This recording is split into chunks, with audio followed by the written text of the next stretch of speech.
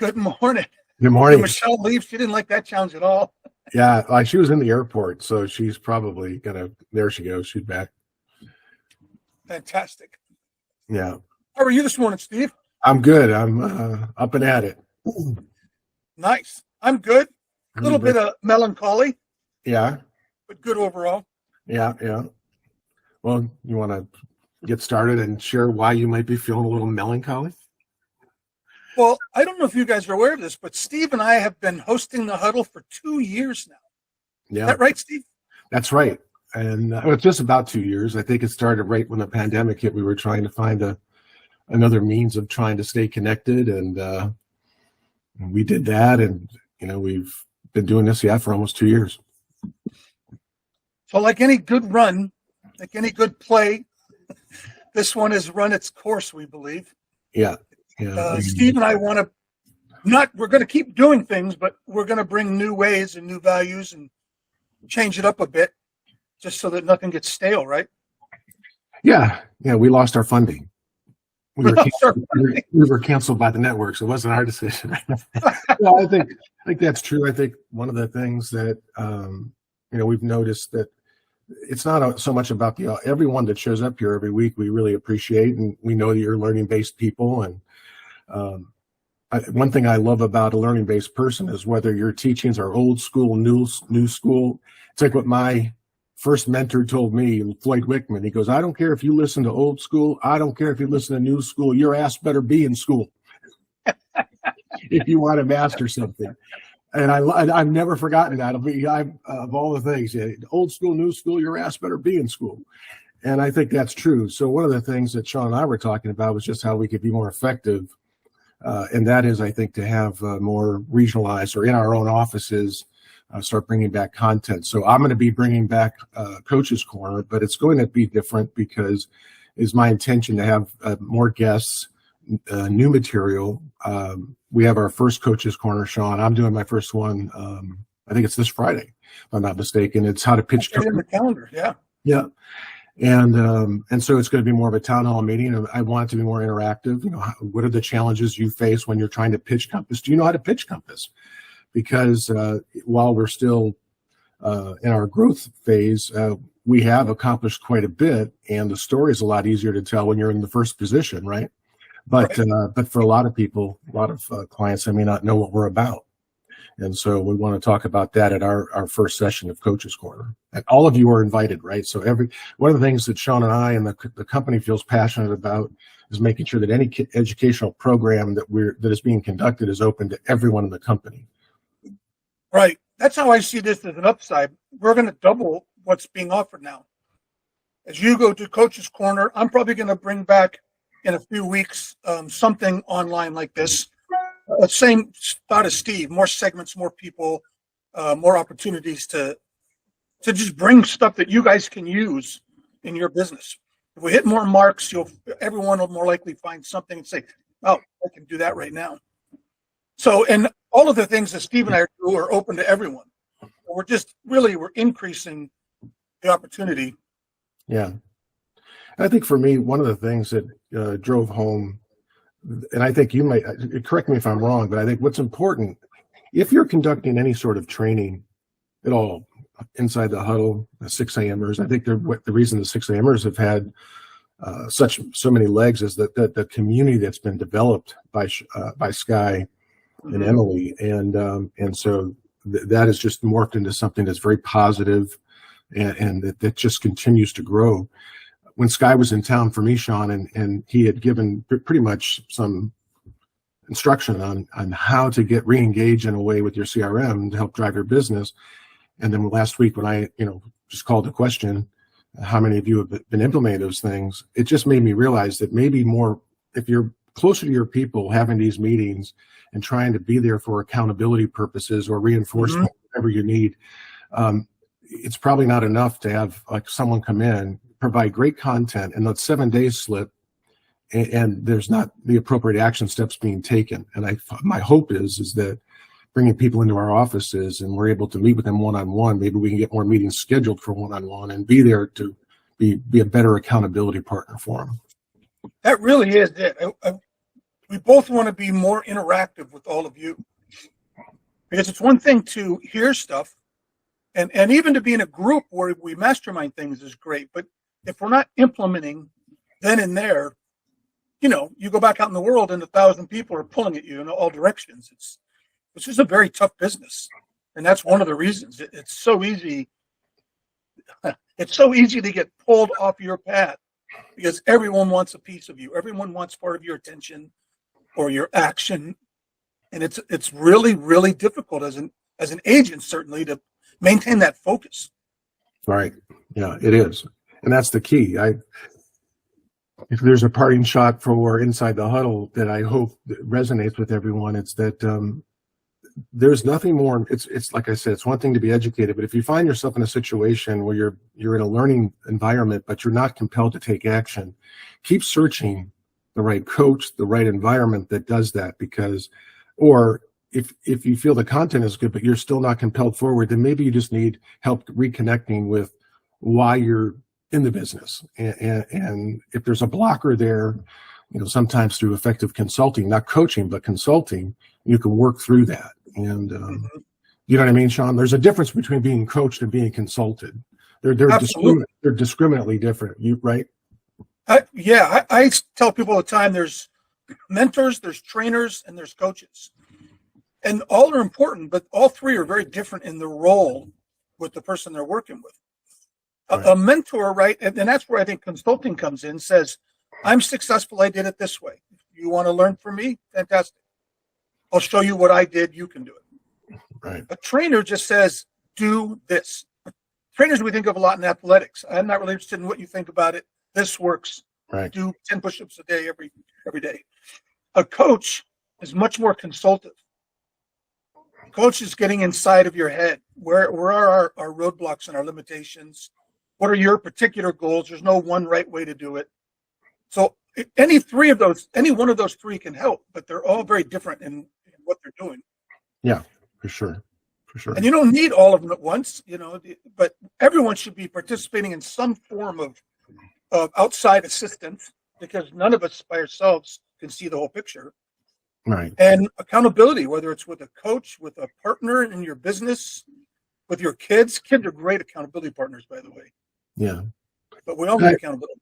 And as technology, we're a tech company. We have a lot of great tools, and technology is always going to change. It's going to continue to change. Heck, I don't know if I'm the only one that's concerned about all this AI stuff that I'm reading about and how that's going to change the world. I worry in some ways that it can become an intellectually lazy tool that could actually inhibit you from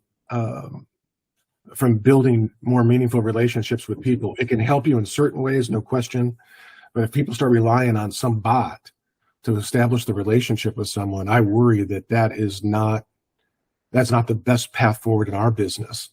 That you're starting to put content out there that it never sounded like you. That's not who you are.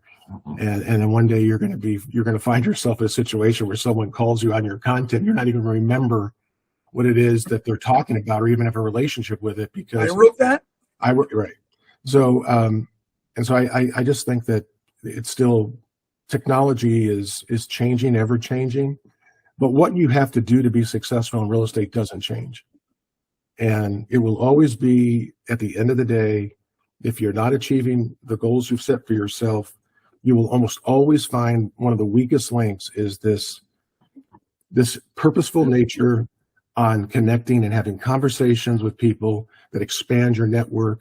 And yes, that's a fancy way of saying prospecting. You must always be prospecting. If you're a gold miner and you don't prospect every day, you pull nothing in. And our business is no different. And so if you have a blocker there,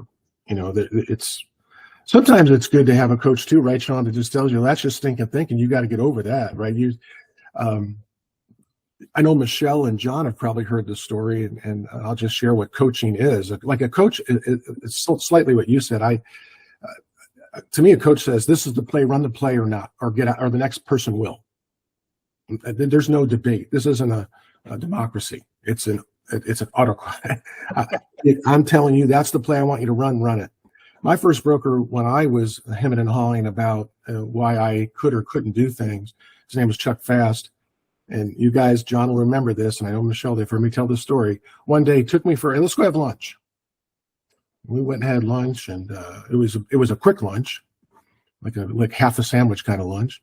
And then we started driving off into a place called South Lyon, Michigan, which is about 15 miles from the office. And I'm like, where are we going? He goes, I want to show you something. He proceeded to drive me 15 miles to the only hill in the lower part of Michigan, literally the only hill. It's flat as a pancake back there, unless you get up north. And said, see all those houses down there? I'm going to be back in an hour. Or actually, it was a little bit more than that. I'm going to be back in an hour, and I want you to knock on those doors. Well, what do I say? Just ask them if they're thinking of selling their home and if you can be of any help. And he kicked me out of the car and left me. And that's not some made up story. That happened to me. And he told me, if I pick you up and you don't have a lead, we have to think about whether you're a good fit for our company.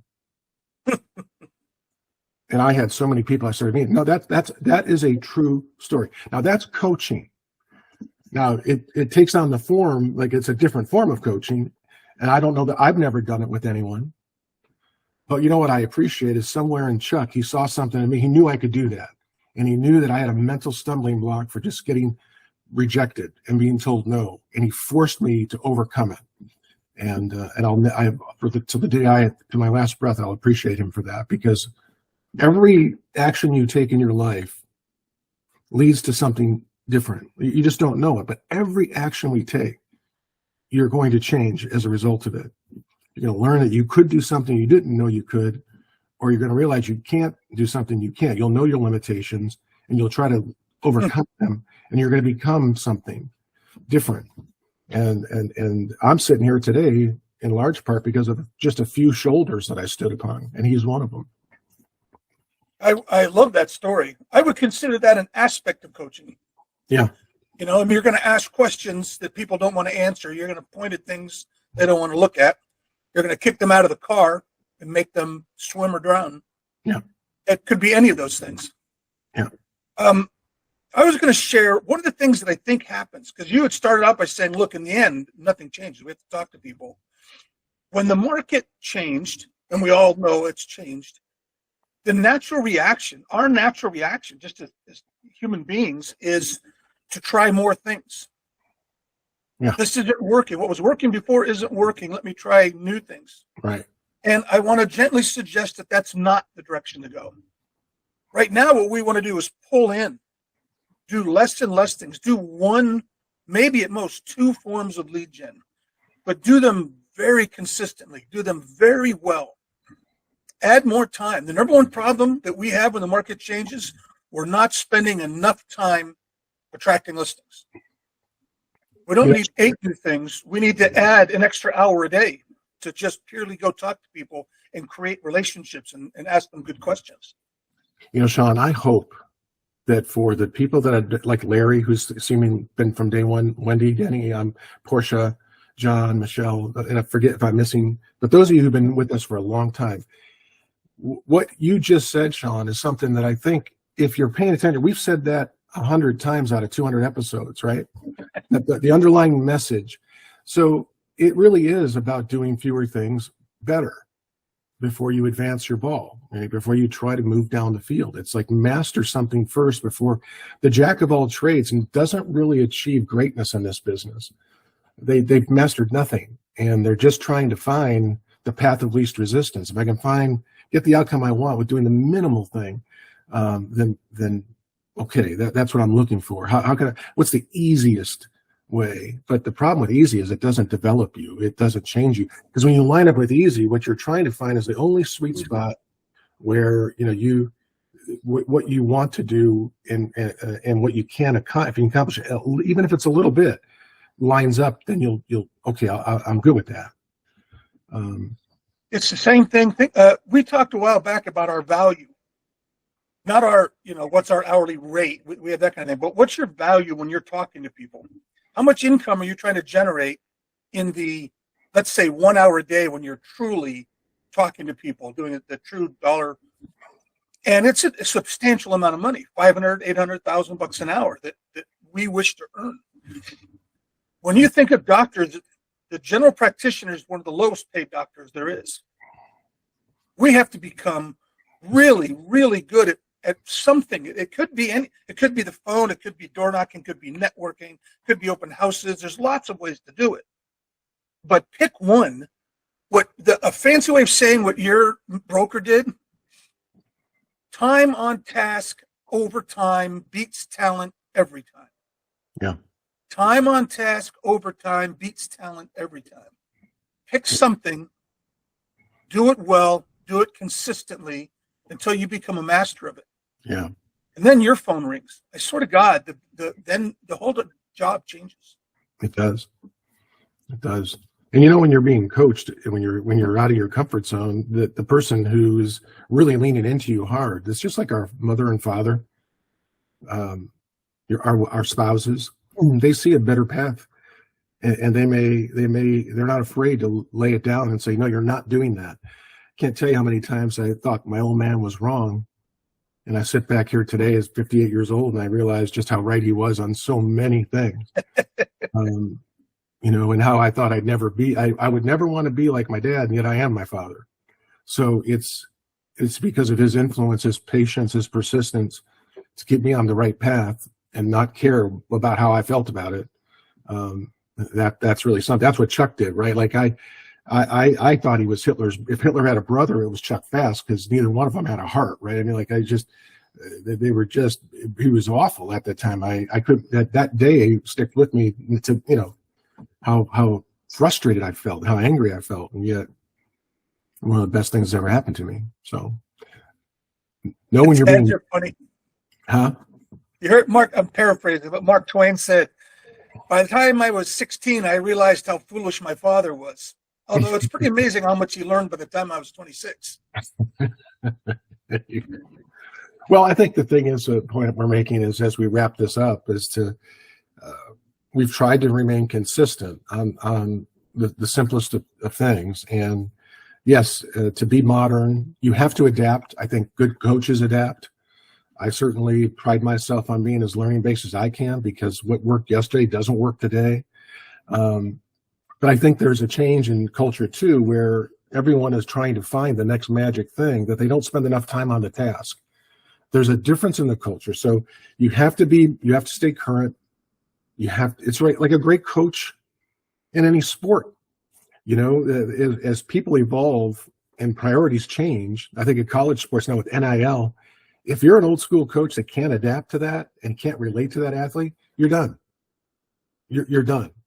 And here we are going into the Final Four, and one of the oldest coaches to ever get there, maybe the oldest coach to ever get there for Miami, and one of the greatest coaches that no one's ever heard of. This guy's one of the finest coaches in basketball.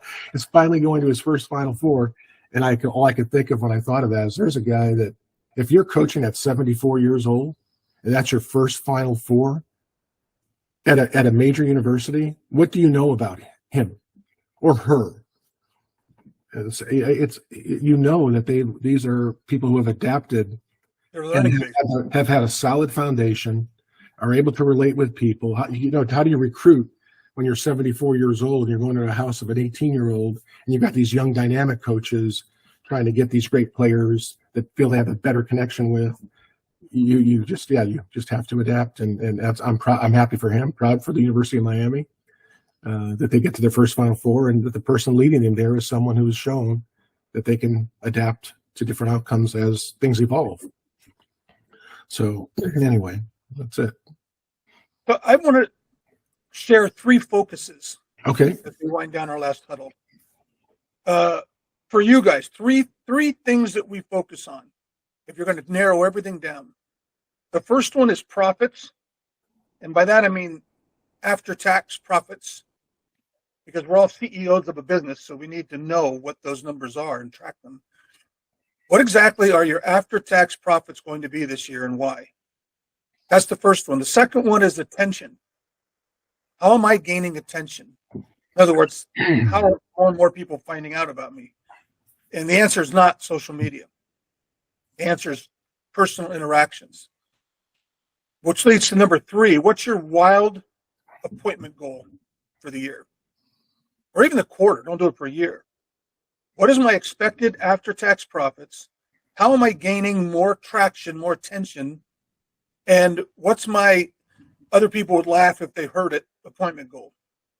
And if anything you're doing isn't increasing one of those, probably shouldn't be doing it. Either it doesn't need to be done or should be handed off to somebody who doesn't have the aspirations that you have. I don't know if you want to add to that or change them. No, I totally believe and support what you just said. It's another way I always, when you have a goal and you think, how will my life be different if I actually hit that big goal? And you stop and contemplate what that could mean to have 4 listings this month, to have 4 sales this month. And you stop and you spend time meditating on that and you just think about how that will impact your life. You'll find another burst of energy. And my only comment on that is that's where the 3-foot rule comes in. And that is, once you made a commitment to do something that's going to challenge you, stretch you, do not let anyone within 3 feet of you, unless they're there to support you in that endeavor. Someone's going to tell you that's crazy. You can't do that. Or the world's full of people cannots. Cannot, have not, will not. There are more of them by 10 to 1, right? There's more of them. And there are people that will support you in your goal. And if you implement the 3-foot rule, once you step off the ledge, you go, okay, I'm going to try to manifest this. I'm going to make this happen. And nobody gets within 3 feet of me unless they're here to support me on that. You watch what happens. And maybe you fall short. But I will tell you, you'll be a different person 30 days. And you'll recommit and you'll get back at it again. And the next thing you know, you're bench pressing 200 pounds, when you couldn't bench press 120. That's success. It comes in little increments. And engage in your curiosity. Think about what it is that you want for yourself. Engage in that curiosity and commit to it and make it happen and get around people that'll support you. This is what you're saying is about valuing yourself and your family. Yeah. The epiphany for me, and I think I've told this before, but I was reading a biography of Lance Armstrong back when he was at the top of the game. And the author was interviewed, and they said, what's the biggest takeaway you have? And the author got to travel with him for like 6 months. He said, my biggest takeaway was that Lance lives in Lance's universe, and it's a black and white universe. If you are not someone who is absolutely helping him achieve his goals, you're not there at all. I thought to myself at the time, well, that makes sense. I mean, the guy's a world-class athlete, and he runs a big charity, and, he's on TV, and then it hit me, the epiphany.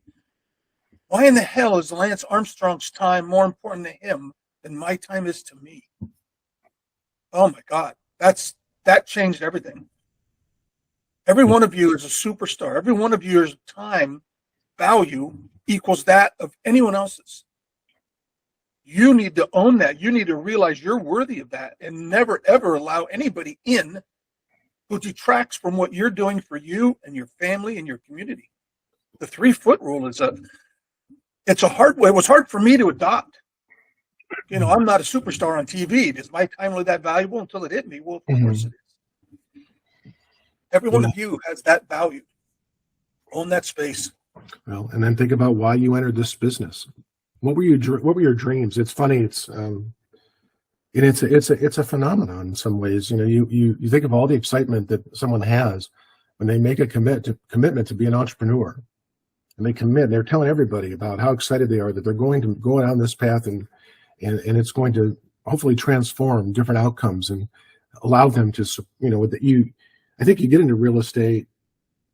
I think because I never thought I'd be in this business. I was nudged by a friend and said, what I think you'd be good at? I think you'd be good at real estate. And I said, really? Why is that? He goes, well, you like houses and you're good, love to talk, hello. He goes, I just think you'd be really good at it. And so it was the nudging of a friend and off I go. And I remember what I was hoping to accomplish, which was to provide better for myself first, because I was single. And then once I met someone who became my wife, I wanted to provide better for my family. And I saw real estate as the opportunity, the best vehicle for me to accomplish those things. And I think of all the folks that ever get into this business, they usually have those, I'm channeling Robert Refkin now, but they have big dreams and they have big goals. And then life happens and you get hit in the face and you realize that all the things you thought were going to be so easy, or that you thought real estate was, and it's not. If you're not of a certain constitution, it can derail you. Coaches are important, but what's more important is you staying committed and reconnecting with what it was that put you into this business in the first place. That's the good stuff. That's within your heart. That's what you have to connect with, and never give up and never surrender. And that's what gets you up off the mat. That's it. You said Refkin, but you made me think of Mike Tyson when he said, everybody has a plan until they get hit in the mouth. Yeah, well, that's what's going to keep you moving forward. One of the best lines ever. Yep. I heard a great word the other day. The people that we're talking about, you guys who are dedicated, consistent, business owning entrepreneurs. But there's a lot of people in our business who are wantrepreneurs. And you've got to decide to be an entrepreneur and own a business, not a wantrepreneur who's giving it a try. Because this isn't a try business. It's just not. This is an all-in. What is your, like Steve said, what is your rock that makes you say, I don't care, I get up and I go again because I'm doing it for this person, this group, yourself.